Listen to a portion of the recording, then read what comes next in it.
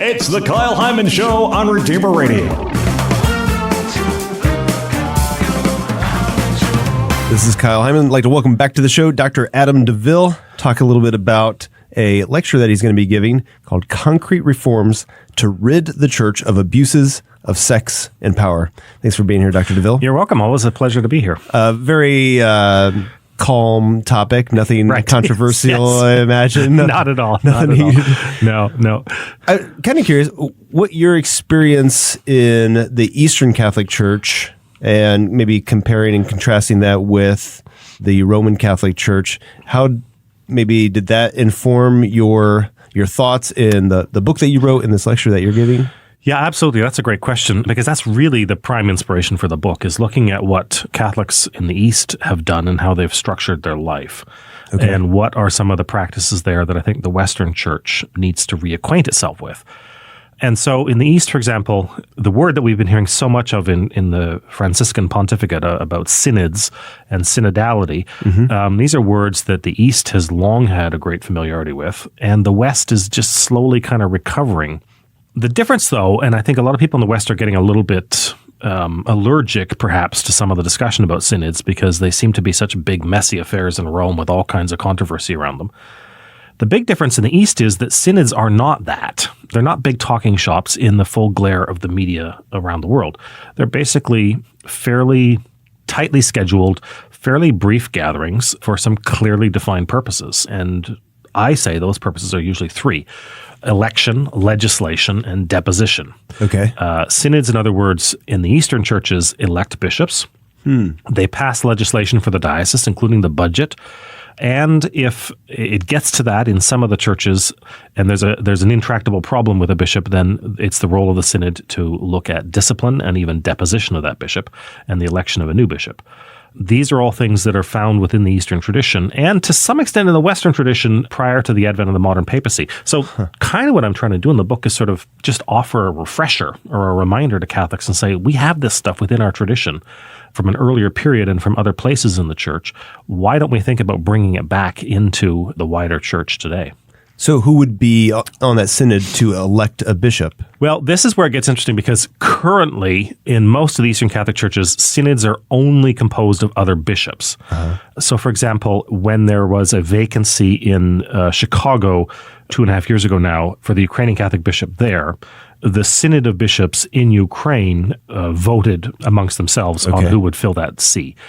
But there are other models within the Eastern churches whereby synods are composed of bishops, yes, but also of parish clergy and parish lay delegates or representatives in what I call the sort of the three orders of governance. And what you generally have then is the bishop is the president of the synod, and he's the one charged with, implementing or vetoing the decisions.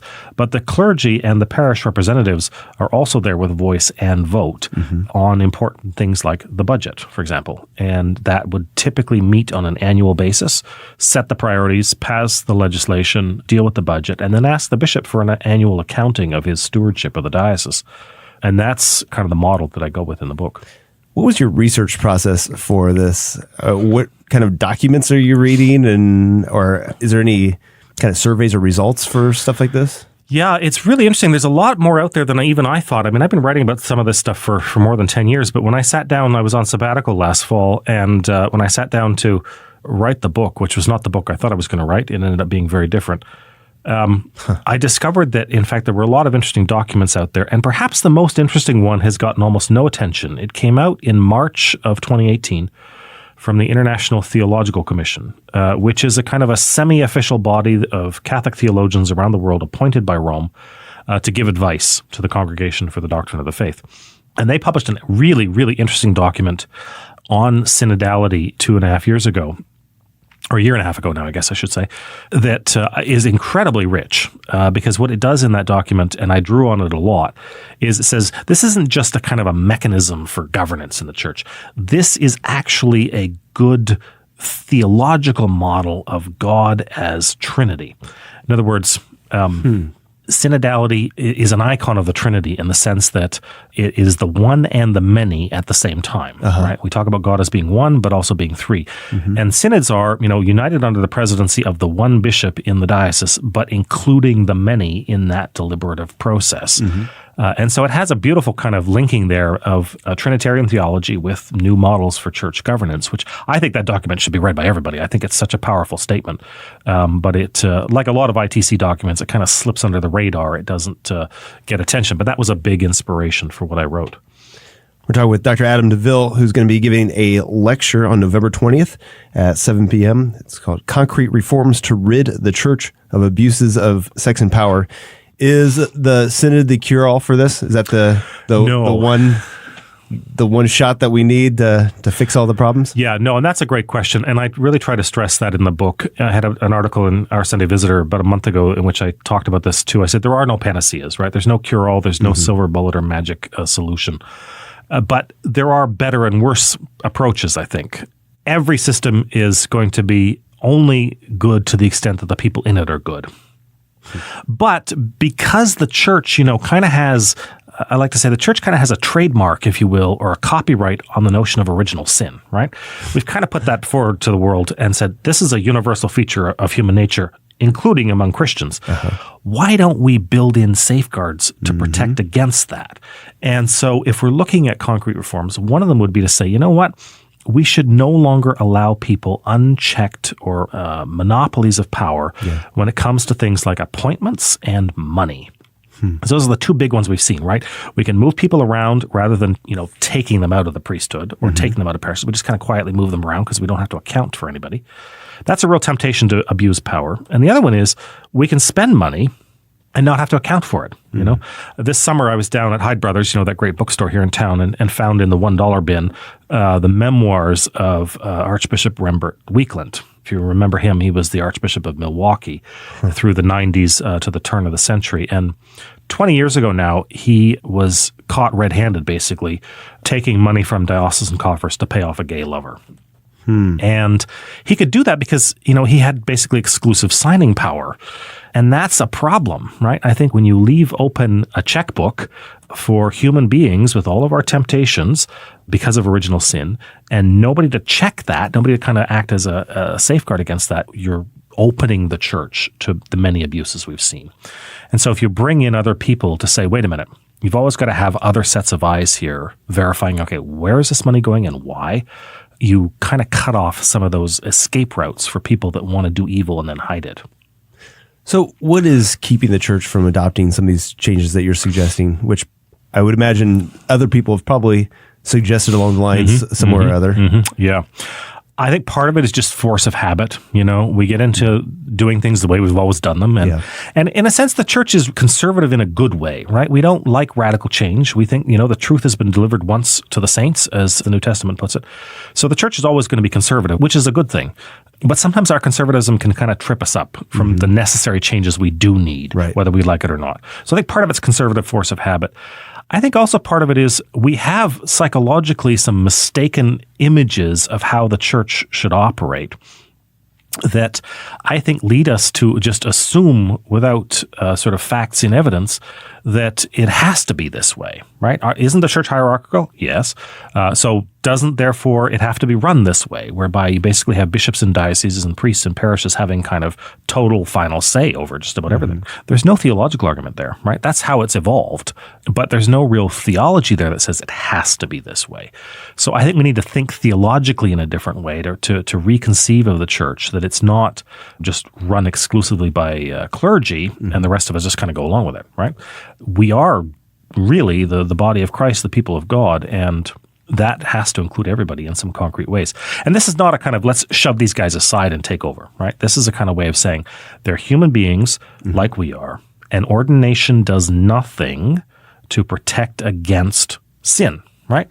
It doesn't automatically confer a kind of an immunization against sin. Let's help each other bear these burdens. And to do that, we have to start to think differently, rather than say, well, that's all Father's job, right? He gets to decide all these. That's all the bishop's job. He gets to do all that. Well, why is that? If we ask ourselves that question and then we say, yeah, this hasn't really worked so well in that way. Can we do this in other ways?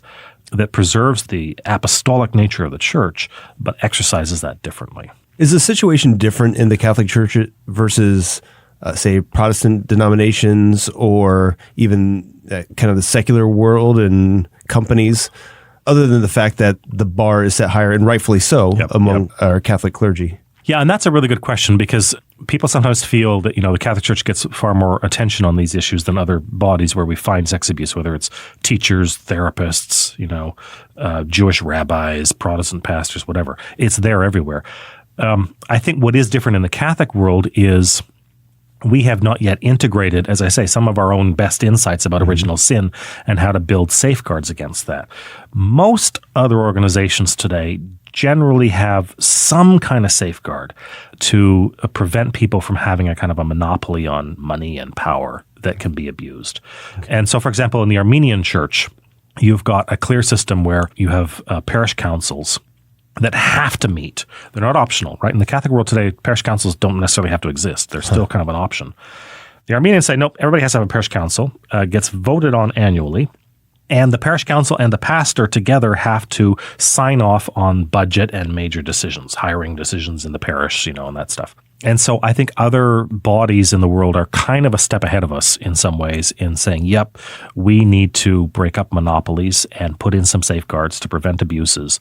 And the Catholic Church is kind of lagging behind on that. So what can we do about it? Well, other than complain. Yeah, exactly. And that's a really great question. And I don't have a really good answer to that, to be honest. Yeah, because I think this is a long-term, I really wrote the book with kind of a long-term view in mind. Yeah. I think it's going to be slow. But I think a couple things we need to start doing is just sort of making it really clear that the current system cannot remain unchanged, and that we cannot just blithely assume it's business as usual. And that message, I think, slowly but steadily and repeatedly has to be put out there. We need something else. We need reform. We need to do this differently, and to push for that, and to be able to be willing to volunteer for that, and to put ourselves forward and say, I'm going to do the work. I'm going to help. I'm going to, be on this parish council or be a part of this diocesan synod or raise money or do these things. If we put ourselves forward, complaining is cheap and easy, but if we actually say, you know what, I'm going to commit to doing this in a very concrete way, I know personally that would be much more satisfying than just, firing off an angry email or shouting at somebody on Twitter. Right. All right. Well, where can people get your book and come to your lecture? Yeah. So all the department lectures this year are the third Wednesday of the month at 7 p.m. And they're in the new Achatz, the John and Tony Murray Research Center is its kind of second name, beside the new chapel on campus. And so I'll be there at 7 o'clock on Wednesday, the 20th of this month, and I'll have copies of the book for sale. And they're also available on Amazon and the Angelical Press website. All right. The book is called Everything Hidden Shall Be Revealed, Ridding the Church of Abuses of Sex and Power. And the lecture is similarly titled Concrete Reforms to Rid the Church of Abuses of Sex and Power. Again, that is November 20th, 7 p.m. over at University of St. Francis.